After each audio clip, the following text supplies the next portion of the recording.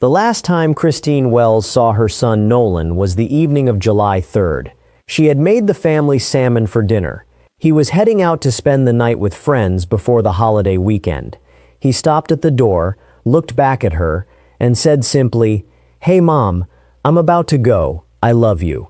A hug, a kiss, and he was gone. Christine had no way of knowing, standing in that doorway, that she was watching her son walk out of her life forever. What happened to Nolan Wells in the hours that followed has become one of the most disputed, emotionally devastating, and publicly scrutinized cases to emerge from Mississippi in recent memory. A young man went out on the water with friends to celebrate the 4th of July. He never came home, and the explanation offered by the people who were last with him has been challenged at nearly every turn. By his family, by a prominent civil rights attorney, by a key witness, and now, by the involvement of federal investigators. If you are just discovering this case, stay with us. And if you have been following every development, you already know that this week brought two significant shifts that deserve careful, honest examination. We are going to walk through both of them, what they actually confirm, what they do not, and why the difference matters enormously. This is unrivaled true crime, and if this is your first time here, please subscribe and leave a like on this video. We cover cases like this one with the depth and precision they deserve, and we are just getting started. Nolan Wells was a young man from Mississippi, social, well-liked, part of a close circle of friends who spent time together regularly, particularly around the kind of waterside holiday gatherings that are a natural part of life along the Gulf Coast. The 4th of July outing was, by all outward appearances, exactly the kind of day those communities have built around warm weather and open water for generations. A group of friends on a boat, a holiday, a summer afternoon that should have ended with sunburn and tired legs and the smell of fireworks. Instead, it ended with Nolan missing. The group had traveled by boat to a gathering location on the water. At some point during the afternoon, Nolan separated from the main group and began talking with a young woman. That conversation, brief and seemingly unremarkable in the moment, would become the most contested and consequential exchange in this entire case. Because when the friends eventually left by boat, Nolan was not on it. And the explanation for why he wasn't, who said what, who decided what, and who knew what, is where everything in this story begins to fracture. According to the account put forward by Nolan's friends, Nolan himself told them he wanted to stay behind, that he had made his own choice to remain at the gathering location rather than return with the group. In their version of events, they honored his decision and departed, leaving him there voluntarily. The family's attorney, Benjamin Crump, one of the most prominent civil rights lawyers in the United States, has told a fundamentally different story. According to Crump, the young woman Nolan had been speaking with told him she was heading back to a boat. She was leaving, which would mean Nolan had no reason to stay behind because the person the friends claimed he wanted to remain with was also departing. Two accounts, the same afternoon, directly incompatible with each other. That contradiction has been at the center of this case from the very beginning, and it is the reason why the identity and account of the young woman Nolan was speaking with matter so enormously. Her name is Katie. Her mother is Gracie McCormack. And this week, for the first time, her family placed their account on the public record. Not through a press conference, not through legal representation, but through two separate Facebook posts that provided more clarity about that afternoon than anything previously available from outside the friend group. Katie's sister posted an account that contained several specific details. According to the post, Nolan's friends were pressuring him to end his conversation with Katie so he could ride back with them. Katie had a conversation with Nolan, and based on that conversation, she assumed he was getting ready to board the boat he had originally arrived on. Katie herself made it home safely that day on a separate boat with different people, her sister's brother-in-law and sister-in-law. The post also stated that Katie assumed the friends telling Nolan to get on the boat would not have actually left him behind. And the family made clear they had already shared everything they could, both with Nolan's mother directly and with the authorities investigating the case. Gracie McCormack added her own statement separately. She confirmed that Katie was indeed the young woman with Nolan that day. She said Katie has remained in contact with the Wells family since his death, but she was also precise about the limits of what her daughter actually witnessed. Katie, according to her mother, has no real insight into what happened to Nolan after the two of them parted ways. She only knows what she believed in the moment she last saw him, that he appeared to be heading toward the boat. It is worth understanding the emotional logic embedded in that account, because it actually helps explain how a situation like this could unfold without anyone necessarily intending harm in that specific instant.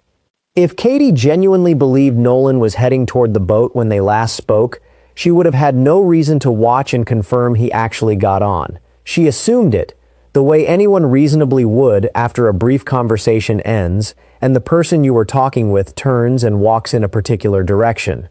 That assumption, entirely reasonable in the moment, is exactly the kind of small human gap that can end up mattering enormously when everyone involved is later trying to reconstruct the afternoon based on memory rather than confirmed observation. Katie's family did not come forward under legal pressure. They were not compelled by a subpoena or prompted by a lawsuit. They chose to speak publicly, twice, to correct the record. And nothing in either statement supports the claim that Nolan voluntarily chose to remain behind. That is a meaningful data point. It is not the same as a sworn deposition. It is not a formal interview transcript. It is two Facebook posts from family members describing what a teenage girl remembers about a chaotic afternoon. Honest intellectual engagement with this case requires acknowledging both of those things simultaneously, what the statements say and what they are not. There also exists a version of this worth naming directly. Katie's account, as relayed through her family, does not explicitly accuse the friends of lying.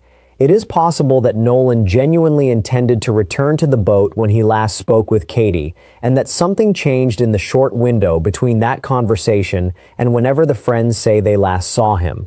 That possibility does not resolve the mystery. It simply means that two sincere accounts can still fail to fully overlap when they are describing different moments, minutes apart, rather than the exact same instant. Contradiction does not automatically equal deception. Sometimes it means no one was watching closely enough, in the ordinary, unremarkable way people usually are not, right up until it becomes the only thing that matters. Nolan's body was eventually recovered from the water. The circumstances surrounding how he ended up there, whether through accident, negligence, or something more deliberate, remain officially undetermined pending the results of two separate autopsies.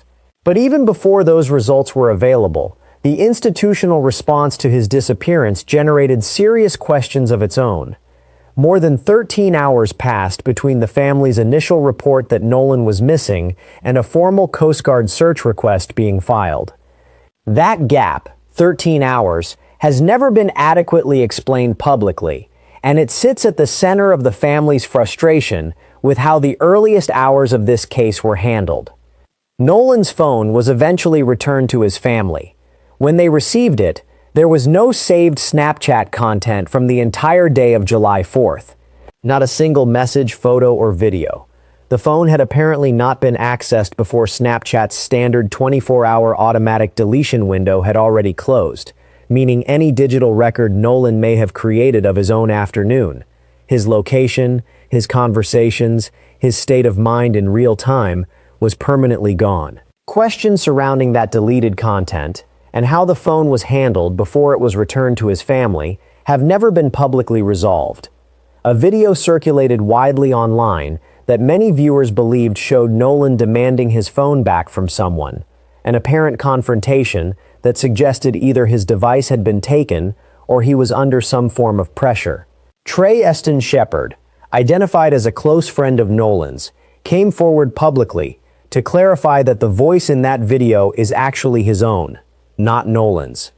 That correction matters, and it came at real personal cost. Shepard and others in the friend group have described receiving death threats in the wake of the case going viral.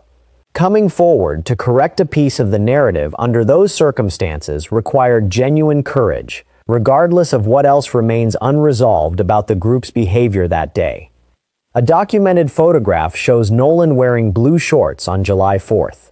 An official report described him as wearing black shorts. That discrepancy has never been publicly explained. Individually, a color mismatch in a report might be dismissed as a clerical error. In a case where the credibility of every official account is already under intense scrutiny, even small inconsistencies carry weight. Judge Ashley Cole, the mother of Warren Cole, one of the friends present that day, issued a public statement describing her son's account of the timeline in detail. The statement addressed the sequence of events as Warren remembered them. It made no mention of the phone, the deleted Snapchat content, the keys, or the viral video.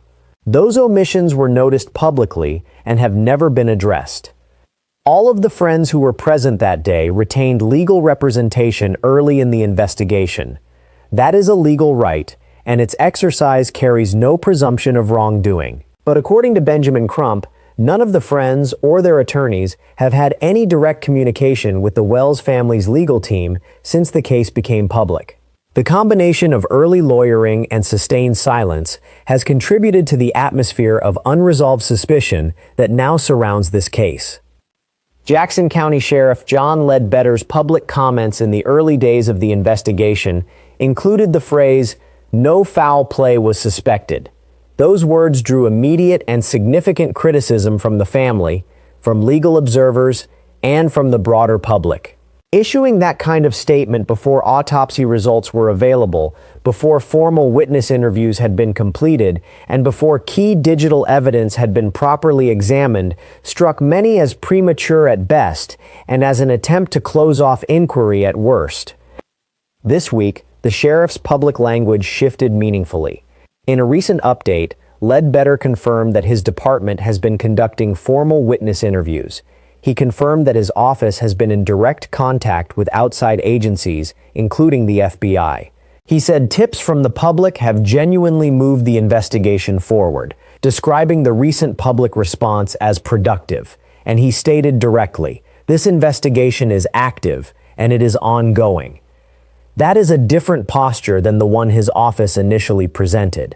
Whether the shift reflects a genuine change in investigative approach, or simply a lesson learned about how consequentially the earlier language had landed publicly, is something that cannot be determined from the outside.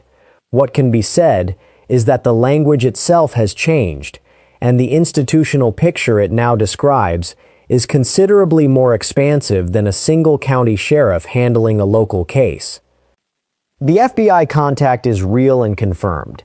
It is not, however, the same as the FBI formally taking over this investigation or opening a separate federal inquiry of its own. Local and state departments bring in federal resources for a range of legitimate procedural reasons. Federal agencies carry specialized digital forensics capabilities that many smaller departments simply do not have in-house. Capabilities that are particularly relevant in a case where the handling of a phone and the fate of deleted content remain open questions. Federal involvement also supports cross-jurisdictional coordination when witnesses, family members, and investigative resources are scattered across multiple states, as they are here. None of that means the case has moved to federal hands. What it does mean is that the investigation has expanded beyond what a small county sheriff's office typically manages on its own. When you add to that the independent autopsy being conducted separately in Washington, the former president's public suggestion that the Mississippi Bureau of Investigation should take over, and the Wells family's own legal team working in parallel, this is now a case being examined from multiple directions simultaneously. A former police chief with command experience in both Philadelphia and Washington offered context on what the investigative process looks like at this stage. He emphasized the importance of interviewing each friend individually, separately, one at a time, along with every other person who was present at the gathering that day. The reason is straightforward. When people are aware of what others in their group have already said, their own accounts can shift. not always consciously, to align with the version already on the record. Separating witnesses removes that pressure entirely and allows investigators to compare independent accounts of the same afternoon, looking specifically for where those accounts naturally converge and where they begin to pull apart. In a case that hinges almost entirely on memory and conversation rather than physical forensics, that process is not merely standard procedure. It may be the single most important investigative tool currently available. The same analyst also noted that nothing about the pace of this investigation, in his professional experience, is inherently unusual. Gathering complete evidence and conducting thorough interviews in a case like this commonly takes a week or longer. Toxicology results alone routinely require 2 to 3 weeks because they are processed by external laboratories, not handled in-house. That does not make the wait easier for a family in the middle of grief. But the timeline itself, measured against professional experience, is not on its own evidence of anything being mishandled. The independent autopsy commissioned by the Wells family, conducted in Washington, was originally expected to be released on Friday, July 10th. That deadline passed. Transportation issues involving Nolan's body were cited as the reason for the delay. As of the most recent confirmed reporting, neither the independent autopsy results nor the results of the state's own examination have been made publicly available. That silence has consequences. When official results take this long to emerge in a case this saturated with public attention, the vacuum gets filled. Multiple credible outlets, including NBC, have published reporting specifically about the volume of false information and unverified speculation that has circulated in the absence of confirmed findings. Claims have appeared online asserting that autopsy results have already been released. Claims describing dramatic new findings. None of those claims have been confirmed by any named, credible source. Any version of autopsy results you encounter that has not been confirmed through a verifiable outlet should be treated with genuine skepticism, regardless of how authoritative it appears or how widely it is already being shared. This pattern is not unique to this case. Whenever an investigation carries real public stakes and the wait for official findings stretches on, something fills that space. Some of what circulates is clearly labeled as speculation. Some of it is deliberately constructed to look more authoritative than it is, borrowing real details from the case and mixing them with invented ones so the fabrication is harder to identify. The responsible approach, the only honest approach, is to wait for confirmation before repeating claims, and to remain skeptical of information that cannot be traced to a source capable of being verified. Trey Eston Shepard has spoken publicly, and what he said deserves to be heard on its own terms. He asked for the investigation to be allowed to continue and for the facts to be shown before any final conclusions are drawn. He said directly that if the facts demonstrate someone harmed Nolan, he hopes justice is brought. And he said with equal directness that if this turns out to have been a tragic accident, one in which someone failed to be honest about what they witnessed, he still hopes justice is brought in that case too. He said the facts are the only thing that will actually resolve any of this. He closed by saying simply that he knows he has lost his best friend. That is not a statement from someone trying to protect a group narrative. It is not a deflection. It is a person sitting inside an unbearable situation, having already come forward publicly at personal risk once, having received threats, having had his own words and voice misidentified in a viral video, choosing to wait for the truth rather than add to the noise. In a case drowning in confident theories from every direction, that kind of deliberate restraint is in its own way significant. And through all of it, Christine Wells keeps returning to the same memory, not the Snapchat windows, not the timestamp on a Coast Guard call, not the color of her son's shorts in a photograph. She keeps returning to July 3rd, salmon for dinner, her son at the door. Hey mom, I'm about to go, I love you. A hug, a kiss, the door closing behind him. That memory does not fit into any theory. It does not resolve any contradiction. It does not move the investigation forward by a single step. It is simply the last ordinary moment before everything became something none of them will ever be able to undo. And it is the thing grief actually looks like underneath a public case. Not only the demand for facts, real and legitimate as that demand is, but the private, relentless task of holding on to the last unremarkable moment that existed before the worst one arrived without warning. The FBI is now in contact with local investigators. Formal witness interviews are underway. Katie has been publicly identified and accounted for, and her family's account does not support the version of events put forward by Nolan's friends. Both autopsies remain pending, with no confirmed release date for either. Every major thread, the phone, the deleted content, the 13-hour gap, the blue shorts, the keys, the video, the omissions in the Cole statement, the silence between legal teams, remains open and unresolved. The facts will arrive. They always do. The only honest thing to do in the meantime is exactly what Christine Wells and Trey Shepard have each asked for, from opposite sides of an unbearable situation. Wait for them, demand them, and refuse to settle for anything less than the truth about what happened to Nolan Wells.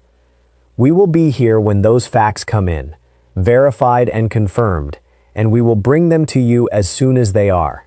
If you want to make sure you do not miss the next update on this case, please subscribe to Unrivaled True Crime right now and leave a like on this video. It helps us keep covering cases like this one with the care and precision they deserve. We will see you in the next update.